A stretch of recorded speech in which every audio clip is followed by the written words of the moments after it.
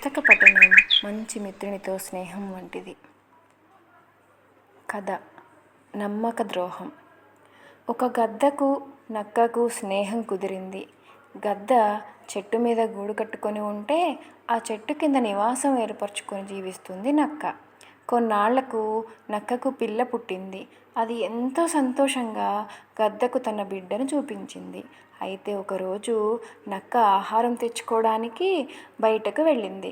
అది అదునుగా చూసుకొని గద్ద నక్క పిల్లను ఎత్తుకుపోయింది. ఆ పిల్లను చంపేసి తన పిల్లలకు పెట్టి తను తింది. కాసేపటికి తిరిగి వచ్చిన నక్కకు పిల్ల కనిపించలేదు. గద్దను అడిగితే తనకు తెలియదంది.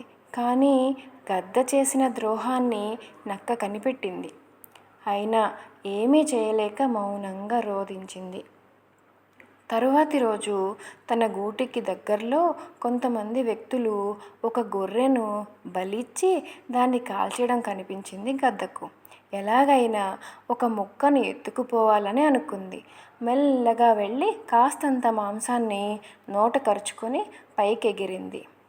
వాళ్ళెక్కడ పట్టుకుంటారోనని భయపడి గబగబా గూటికి చేరుకుంది.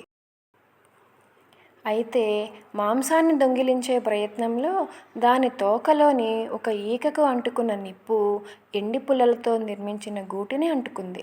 మంటలకు తాళలేక ఇంకా రెక్కలు రాని గద్దపిల్లలు కింద పడిపోయాయి. అది చూసిన నక్క వాటిని తినేసింది.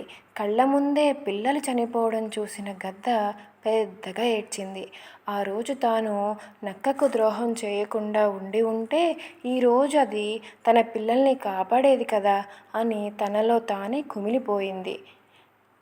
నీతి: నమ్మిన వాళ్ళను మనం బాధ పెడితే చివరకు మనకు బాధే మిగులుతుంది. ధన్యవాదములు.